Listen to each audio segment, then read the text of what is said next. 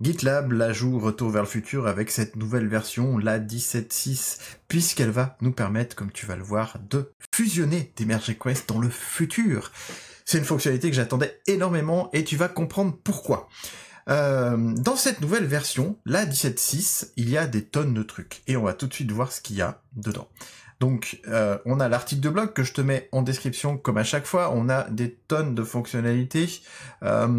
Et moi, je vais me concentrer sur les fonctionnalités core, enfin les vraies, parce qu'il y en a certaines comme celle-ci qui est identifiée comme core et free, mais c'est une fonctionnalité premium. Donc, je ne sais pas ce qui s'est passé dans l'article de blog, mais il y a des petits bugs. Il y a des petits bugs et peut-être que ça va être corrigé. Avant toute chose, au moment où j'enregistre cette vidéo, il y a la 17.6.1 qui est sortie, qui est un patch de sécurité, enfin plutôt non, un patch de release, mais il y a quand même une petite sécurité, enfin une grosse sécurité fixe, donc n'oublie pas de les passer, les patchs de sécurité. Si tu passes à la dernière version, à titre personnel, j'ai plutôt une version de retard, donc je suis sur la 17.5 et donc je vais passer la 17.5.3, voilà. Et pas la 17.6.1 pour éviter ce genre de soucis justement de fonctionnalités qui sont pas forcément abouties au moment où ça sort. Donc la 17.6, elle est complétée à 92% comme on le voit, donc on a dépassé les 90% d'issues prévues dans ce milestone, et on a 39 nouvelles fonctionnalités. Ce qui nous intéresse, c'est les fonctionnalités core, il y en a 16. Comme je l'ai vu, il y en a quelques-unes qui sont pas vraiment des fonctionnalités core, donc je ne sais pas comment GitLab s'est débrouillé pour annoncer des fonctionnalités core qui n'en sont pas. Mais bon, on va regarder ensemble les fonctionnalités que je t'ai sélectionnées. Et on commence tout de suite parce que je l'avais annoncé en bêta, le registre de modèles de machine learning est maintenant disponible pour tout le monde, que ce soit en SaaS ou en version self-managed. Donc tu vas pouvoir utiliser ce registre pour envoyer tes artefacts de machine learning modèles, enfin tes modèles de machine learning. C'est quelque chose que nous on n'utilise pas, donc je connais très peu ceci, mais j'imagine que ça va aider pas mal de gens.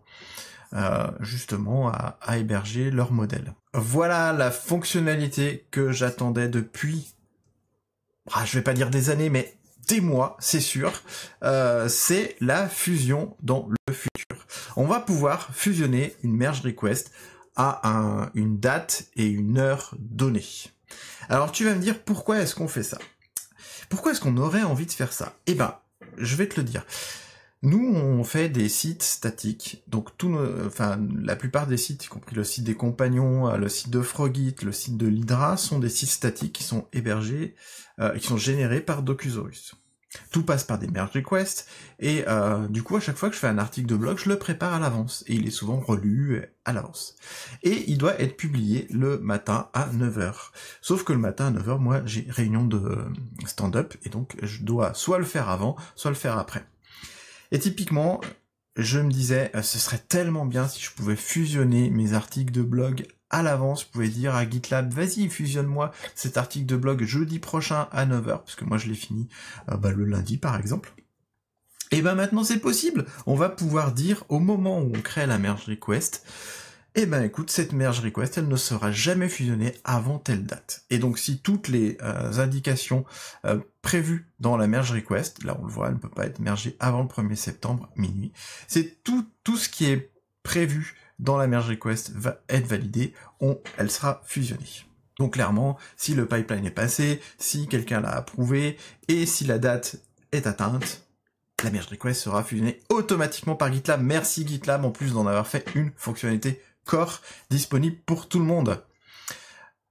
Bon, tu l'auras compris, ça va me faciliter la vie en fait, tout simplement. Pour les équipes qui font du Java, Jacoco, donc le Java Code Coverage, est maintenant disponible dans GitLab. Enfin, en tout cas, on va pouvoir remonter des artefacts, donc les couvertures de test, les rapports de couverture de test directement dans GitLab. Ce qui va te permettre à toi de voir tes couvertures de test dans l'interface GitLab et non plus dans les logs de GitLab. Ce qui est quand même assez agréable quand on peut faire remonter des rapports d'artefacts dans GitLab, ça permet de l'avoir dans l'interface de test, dans l'interface de merge request, etc. et pas d'aller voir les logs du job. C'est bien, mais Si on peut l'avoir à d'autres endroits, c'est mieux. On va parler de déploiement de pages statiques. Tout à l'heure, je te parlais d'Ocusaurus. D'Ocusaurus, c'est un outil qui permet de déployer des pages statiques. GitLab, maintenant, nous permet un truc qu'on ne pouvait pas faire avant. Alors, pour déployer des sites statiques, donc des GitLab Pages, il fallait créer un job qui s'appelait Pages. Ici, on le voit, il s'appelle Pages, dans lequel on met l'artefact. L'artefact avec un chemin qui pointe sur le répertoire public. Donc dès que GitLab voyait un job Pages avec un artefact path sur le répertoire public, il savait qu'il devait déployer une page, et donc il ajoutait lui-même un job Pages deploy, je crois, de mémoire. Maintenant, on a le Pages attribute, et c'est celui-là, là, c'est celui qu'on voit ici. Le Pages attribute, on va pouvoir mettre Pages à true, et donc nommer notre job comme on veut. Voilà, on va pouvoir le nommer comme on veut, et juste dire, bah voilà, ça c'est un job de page, et les artefacts sont ici. Ça c'est une, comment dire, c'est une amélioration esthétique, d'ergonomie qui est la bienvenue, parce que parfois, l'appeler juste Pages, c'est peut-être pas forcément la meilleure des idées. Alors si tu utilises GitLab tous les jours, tu sais à quel point c'est dur de te tenir à jour, c'est probablement pour ça que tu suis ces vidéos. Il y a d'autres moyens que j'ai à te proposer pour t'aider. Le premier moyen, c'est de rejoindre la communauté GitLab que je lance. Donc c'est très simple, tu vas sur frogit.fr/communauté, le lien il est en description, et tu pourras t'inscrire, rejoindre la communauté et surtout recevoir l'anti-sèche Git. Donc c'est une anti-sèche que j'ai créée pour te permettre de rechercher les commandes les plus utilisées dans Git, notamment celles que moi j'utilise presque tous les jours. La deuxième solution, c'est si tu veux aller encore plus loin, Frogit, nous, on veut devenir les experts GitLab français. Donc du coup, on te propose plusieurs choses, donc soit des audits de pipeline CI/CD, soit du développement, puisque je propose du développement de pipeline, ça fait des années que je fais ça, mais on a aussi de l'hébergement, du SaaS, pour te permettre d'héberger tes dépôts. Quel que soit ton besoin, on peut probablement t'aider, et donc pour ça, le plus simple, tu me contactes sur LinkedIn, tu trouveras le lien dans la description, et nous, on pourra t'aider, on prendra un rendez-vous, on discutera de ce dont tu as besoin, et puis on pourra te faire des propositions. La dernière fois, je crois que c'était la dernière fois ou la fois d'avant, je t'ai parlé de l'agent GitLab, et notamment du bootstrap d'agent GitLab. Et maintenant, la ligne de commande, elle va pouvoir supporter les valeurs, on va pouvoir lui donner directement les valeurs Helm à mettre en place, et donc on va pouvoir faire un GitLab Cluster agent Bootstrap en utilisant les -Helm release value, et envoyer des valeurs. On a même un Helm release value from qui permet d'aller chercher d'autres informations. Donc la documentation, elle va expliquer comment faire. Et ça, c'est toujours une amélioration par rapport à quelque chose qui avait été fait. Oui, c'était la dernière fois, la 17.6. Une amélioration qui avait été apportée à la dernière release. Toujours sur l'agent Kubernetes de GitLab, on va pouvoir sélectionner directement dans le job quel agent on veut utiliser. On a à disposition maintenant dans les jobs GitLab l'environnement.kubernetes.agent pour aller précisément pointer vers cet agent. Alors si on ouvre la documentation, on va voir tout de suite comment l'utiliser. Donc on voit ici que dans l'environnement, on va aller pointer vers cet agent Kubernetes précis, ce qu'on ne pouvait pas faire avant. On devait le faire avec l'interface graphique, on devait configurer notre dépôt, donc là on peut directement le pointer. Il y a en plus une issue a priori, je ne sais pas si elle est fusionnée, on va aller voir. Une issue qui permet de spécifier le namespace et ou la ressource flux directement depuis notre fichier de configuration. Donc l'issue elle est encore ouverte, donc quand elle sera fermée, a priori, on pourra le faire. Toujours dans la partie environnement et notamment sur les déploiements. Sur les déploiements qui sont disponibles dans la section environnement, on va pouvoir voir les détails de la release.